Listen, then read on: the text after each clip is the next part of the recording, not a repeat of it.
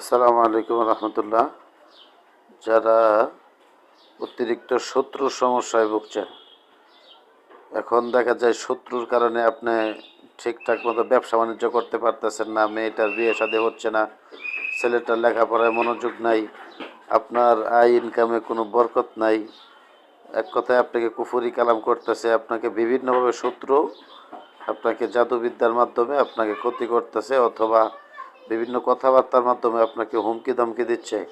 এই সমস্ত শত্রুদের থেকে নিস্তার পাওয়ার জন্য একটা উপায় হলো তাদের জবান আপনি বন্ধ করে দিবেন। সে যখন আপনার বিরুদ্ধে কিছু বলতে যাবে তখনই তার জবান বন্ধ হয়ে যাবে, সে কোনো কথাই বলতে পারবে না আপনার বিরুদ্ধে।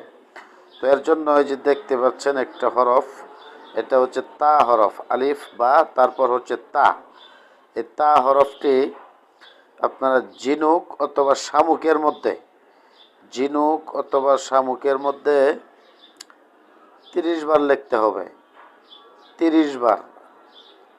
30 বার লিখে এটাকে আপনারা পুরাতন কবরস্থানের নিচে দাফন করে দিবেন।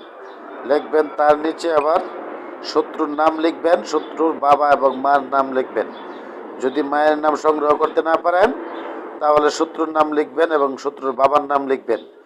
যদি কারোর নাম সংগ্রহ করতে না পারেন তাহলে ধরেন শত্রুর নাম হচ্ছে ধরেন আবু সাইদ, বলবেন যে আবু সাইদ বিন আদম আলাইসালাম, এরকমভাবে লিখবেন।